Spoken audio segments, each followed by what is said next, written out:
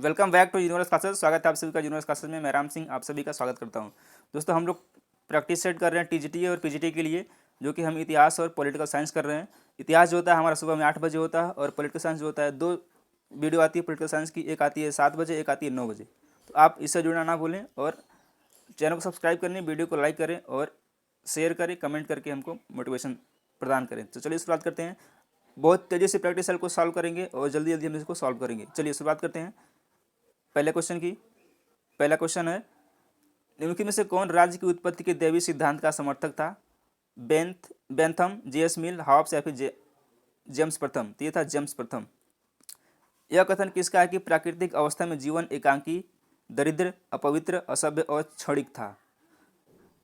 जीवन एकांकी, दरिद्र, अपवित्र, असभ्य और क्षणिक था। हॉब्स, लाक, रूसो या फिर मैकियावेली? तो ये कथन है हॉब्स का। समाजवाद एक तोप के समान है जिसकी आकृति बिगड़ चुकी है क्योंकि प्रत्येक व्यक्ति इसे पहनता है। यह किसने कहा था? तो ये कहा था CEM जोड़ ने। ऑप्शन नंबर डी सही आंसर हो जाएगा। उदारवाद शब्द की उत्पत्ति लीबर शब्द से हुआ है, जो लिया गया है फ्रेंच भाषा से, लैटिन भाषा से, ग्रीक भाषा से या फिर जर्मन भाषा से? तो ये लिया गया लैटिन भाषा से। कानून संप्रभु का एक आदेश है, यह कथन किसका है? लास्की, ऑस्टिन, वेंथम या फिर डायसी? तो ये कथन है ऑस्टिन का। इनमें से किसने आत्मपरक तथा परात्मपरक आचरण के मध्य अंतर किया है? जेम्स मिल, वेंथम, जेएस मिल या फिर लॉक? तो ये किया है जेएस मिल ने। सी आंसर हो जाएगा। दबाव समूह का स्वभाव होता है राजनीतिक दल के रूप में, न्यायपालिका के रूप में, समूह अभिकरण के रूप में या फिर अदृश्य सरकार के रूप में? तो किसके रूप में होता है? यो होता है अदृश्य सरकार के रूप में। Option number D. निम्न में से किसने राजनीति विज्ञान को शक्ति का विज्ञान के रूप में परिभाषित किया है? वेंटले, लीकॉक, कैटलिन या फिर लास्की? तो ये किया है कैटलिन ने।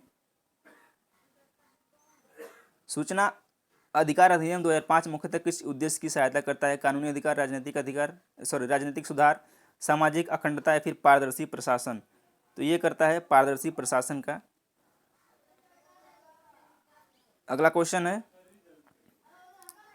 उदारवाद किसका हित चाहता है? अभिजात वर्ग का, धनवानों का, निर्धनों का या फिर सभी का?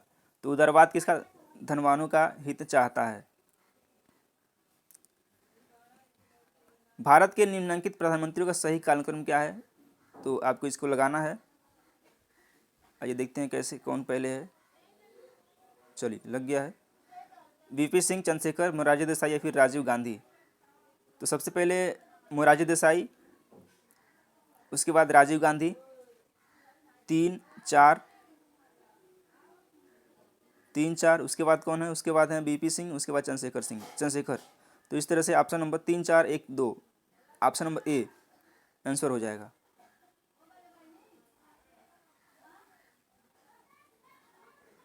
राजा के लिए उत्तरदायित्व के सिद्धांत का जिक्र करते हुए किसने कहा है कि अपनी प्रजा की खुशी में उसकी खुशी है, प्रजा के कल्याण में उसका कल्याण है? मैकियावेली, मनु, कौटिल्य या फिर चंद्रगुप्त?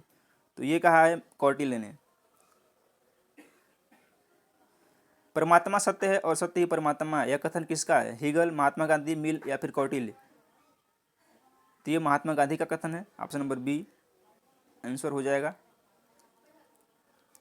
जैसे ये है, निम्नलिखित में से किससे संबंध है? बताना है कौन किससे संबंधित है, किससे संबंध में अलग है, कौन किससे संबंध में अलग है। संघीय विधानमंडल के उच्च सदन में राज्यों का प्रतिनिधित्व, लिखित संविधान होना, अवशिष्ट शक्ति प्रदान किया जाना, द्विपक्षीय नागरिकता या फिर नीचे दिए गए कूट से सही उत्तर का चयन कीजिए? तो इसमें क्या संबंधित है? 3 और 4 संबंधित है, बाकी सब गलत है। आगे बढ़ते हैं। नेक्स्ट क्वेश्चन है, संपत्ति के संदर्भ में अरस्तु स्वीकार करता है? तो संपत्ति के संबंध में अरस्तु क्या स्वीकार करता है? व्यक्तिगत स्वामित्व तथा सार्वजनिक उपभोग। ऑप्शन नंबर बी सही आंसर होगा। किसने कहा कि लेवियाथन अंग्रेजी साहित्य में लिखी गई सबसे बेहतर रचना है? माइकल ओकसार्ट, वाकर, मैकाइबर या फिर इनमें से कोई नहीं? तो ये क्या है? माइकल ओकसार्ट का ये स्टेटमेंट है। किसने कहा है कि प्लेटो की शिक्षा प्रणाली उसके न्याय सिद्धांत का तार्किक परिणाम है? वार्कर, मैकावर, मैक्सी या फिर सेवाइन? तो ये कहा है वार्कर ने।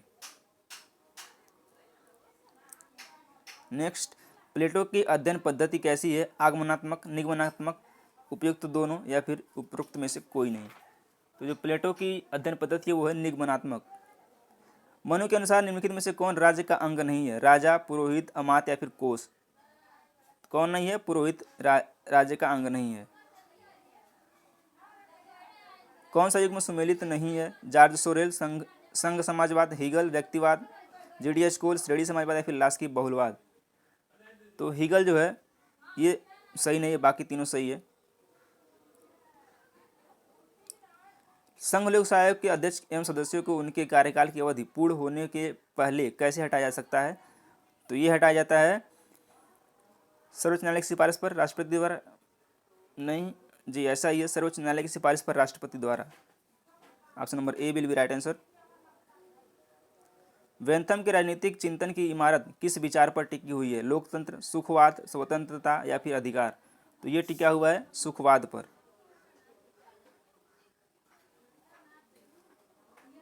अगला प्रश्न, द्वितीय मतदान प्रणाली का प्रयोग किया जाता है फ्रांस के राष्ट्रपति चुनाव में, भारत के राष्ट्रपति चुनाव में, संयुक्त राज्य अमेरिका के राष्ट्रपति चुनाव में या फिर उपयुक्त किसी के भी नहीं?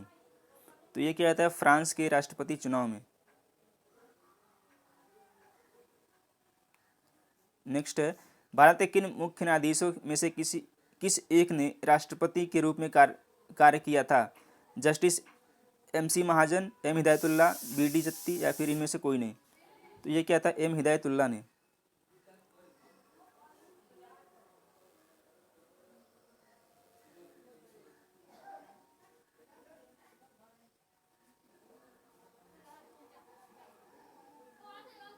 नेक्स्ट क्वेश्चन है, सही सम्मिलित कीजिए। भारत, इंग्लैंड, USA या फिर फ्रांस शासन के रूप में कैसे कैसे क्या है?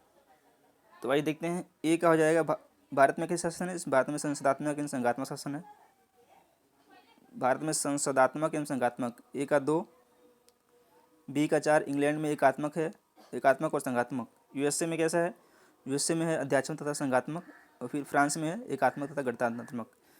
इस तरह से ऑप्शन नंबर डी हो जाएगा इसका आंसर। आगे बढ़ते हैं।